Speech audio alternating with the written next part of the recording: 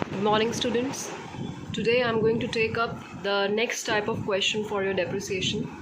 For that, all of you need to open up page number 14.11 of your T.S. Grewal book. I'm going to take up illustration number 4. Let us quickly understand what is the demand of the question. R. Kantikar had purchased a machinery for rupees 1 lakh on 1st October 2016. Date of purchase होगी बेटा आपकी 2016 1st October. Another machinery was purchased for 60,000 plus IGST 12% by the check on 1st April 2018. अब यहाँ पे एक और machinery आ गई, उसकी डेट ऑफ परचेज है 1st April 2018. Depreciation is charge at the rate 10% per annum bye SLM method. आपको क्या बनाना है बेटा? मशीनरी अकाउंट बनाना है इस क्वेश्चन में. तो सबसे पहले हम क्या बनाते हैं? अपने वर्किंग नोट्स. वर्किंग नोट्स के लिए यू कैन सी कि मैंने M1 और M2 के नाम से मशीनरीज को रिप्रेजेंट किया है. आप भी ऐसे ही करेंगे. M1 है आपकी, जिसका डेट ऑफ परचेज है 1 अक्टूबर 2016 और उसकी वैल्यू है 1 लाख. अब यहाँ पे मैंने इमीडिएटली लिख दिया कि वो 6 मंथ रही. पहले साल 2016-17 में वो 6 मंथ्स का डेप्रिसिएशन लगेगा उसके ऊपर.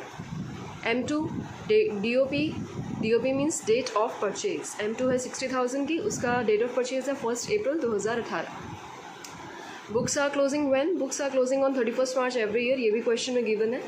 ROD means rate of depreciation is given to you 10% per annum by straight line method.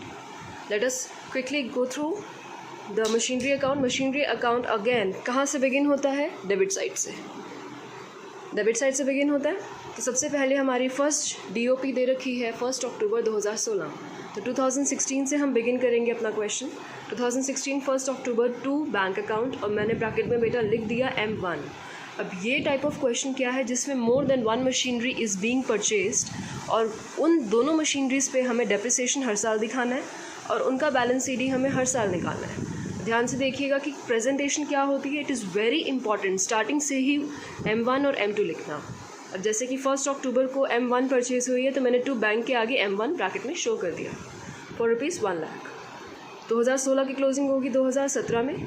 हमें नोट्स में मैंने आपको बताया था कि डेप्रिसिएशन एंड बैलेंस हमेशा क्लोजिंग डेट पर निकाला जाता है. क्लोजिंग डेट क्या है? 2017 में 31 मार्च. बाय डेप्रिसिएशन अकाउंट यहाँ पे भी ब्रैकेट में I will be showing M1. ये डेप्रिसिएशन इस साल मैं M1 पे लगा रही हूँ. M2 आई कब है? किस साल आई है? ऊपर देखिए 1 अप्रैल 2018. तो यहाँ पे तो M1 का ही रोल चल रहा है. M2 का रोल अभी तक यहाँ पे बिगिन नहीं हुआ. ब्रैकेट में मैंने आपको शो किया है how to calculate the value of depreciation. 10% है 1 लाख पे और उसको हमने 6 मंथ्स, क्योंकि इस साल अक्टूबर से मार्च वो 6 महीने रही, तो ये करना मत भूलिएगा. 6 मंथ्स के लिए निकाला तो 10,000 डिवाइडेड बाय 2 इज योर 5,000 इस साल का डेप्रिसिएशन. अदरवाइज एनुअल डेप्रिसिएशन कितना आएगा? 1 लाख का 10% जो हर साल चलना चाहिए था 10,000. तो आगे आने वाले हर साल में इस मशीनरी पे M1 पे 10,000 डेप्रिसिएशन लगेगा, मगर पहले साल उसको आधा कर देंगे because of the DOP. Now what next? You all know 31 March by balance CD balancing figure निकालेंगे. यहाँ पे भी आप लिख दीजिएगा M1. M1 थी 1 लाख की, 5,000 कम हो गए 95,000. This is how you will be closing. अब बैलेंस CD को हमें इमीडिएटली क्या करना होता है? Balance BD 2017 1 April to balance BD. यहाँ पे भी बेटा ये पॉइंटर्स में बार बार बोल रही हूँ, यहाँ पे भी आप M1 ज़रूर लिखेंगे कि ये बैलेंस जो मशीनरी अकाउंट में है ये M1 का चल रहा है 95,000. नाउ टेल मी, क्या इस साल मशीनरी M2 परचेज़ हुई? M2 परचेज़ हो रही है 1 अप्रैल 2018 में. ध्यान से देखना, यहाँ पे 2017 है 1 अप्रैल, उसकी क्लोजिंग होगी 2018 31 मार्च.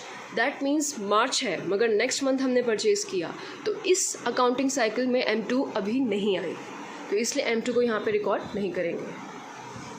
What next? 31 March bye depreciation मैंने लिख दिया है फुल ईयर का. 1 लाख का 10% 10,000. 31 मार्च बाय बैलेंस CD 95 बची थी, उसमें से 10 और माइनस कर दीजिए, उसकी वैल्यू और कम हो गई. 85,000 is your residual value for, यहाँ पे लिख दीजिए M1. Then you will do the totals and balance CD को immediately you will do balance BD. 2018 1 April to balance BD M1 85,000. Now look here carefully. अब यहाँ पे 1 अप्रैल 2018 की date आ गई. ऊपर देखिए हमने नोट्स बनाए थे. 1 अप्रैल 2018 को M2 परचेज़ हो रही है. दैट मीन्स इस साल अब मुझे दोबारा एक और मशीनरी परचेज़ करनी पड़ेगी. जब भी नई मशीनरी आती है, एक और एडिशनल मशीनरी आ रही है, उसकी एंट्री बेटा टू बैंक से जाती है। यहाँ पे मैंने क्लियरली लिखा है टू बैंक अकाउंट और ब्रैकेट में मैंने शो किया है दिस इज़ योर M2 कितने की 60,000। Now what do I have to do, इन दोनों मशीनरीज पे अब मुझे डेप्रिसिएशन भी दिखाना है और इन दोनों मशीनरीज का इस साल का मुझे बैलेंस CD भी निकालना है। प्रेजेंटेशन बिल्कुल ऐसे ही रहेगी। 2018 will be closing on 2019 31 March bye depreciation. इस तरीके से आप शो करेंगे M1 एंड M2। M1 का डेप्रिसिएशन चल रहा है 10,000 जो आपकी प्रीवियस ईयर में भी लगा था। M2 का डेप्रिसिएशन अब ऊपर देखिए कितने महीने रहा, क्योंकि DOP है इस साल। DOP by chance beginning of the year ही है, अप्रैल से मार्च तक पूरे 12 मंथ्स हो जाते हैं। इसीलिए जब M2 हमने परचेज़ किया तो वो परचेज़ करते ही पूरे साल फर्म में रही। एज अ रिज़ल्ट M2 का डेप्रिसिएशन आएगा 60,000 का 10% and that turns out to be your 6,000। तो ये पूरे साल का ही लगेगा क्योंकि DOP हमें बिगिनिंग ऑफ द ईयर दे रखा है।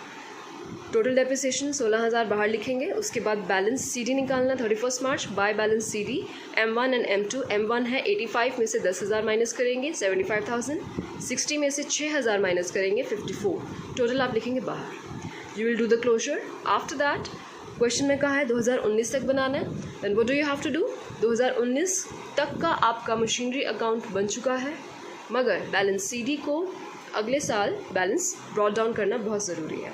तो 2019 1 April to balance BD again हम बाइफरकेट करके शो करेंगे M1 एंड M2, टोटल बाहर। So this is how you prepare your machinery account in the case कि more than one machinery is purchased. अगर question में M3 भी आती तो बेटा जिस साल M3 आ रही है उस साल M3 को भी इंक्लूड कर देते, तो हमारे 3 टैब्स चलते M1 M2 M3। डेप्रिसिएशन में भी 3 चलेंगे M1 M2 M3 और बैलेंस CD में भी 3 चलेंगे M1 M2 M3। So now onwards your machinery account is going to be a very big account because अब हम सीखेंगे एडिशनल मशीनरीज को परचेज़ करना और लेटर ऑन इनमें से किसी एक मशीनरी को सेल करना। नेक्स्ट टॉपिक यही होगा कि मशीनरी अगर हम सेल करते हैं तो उसकी एंट्री कैसे होती है।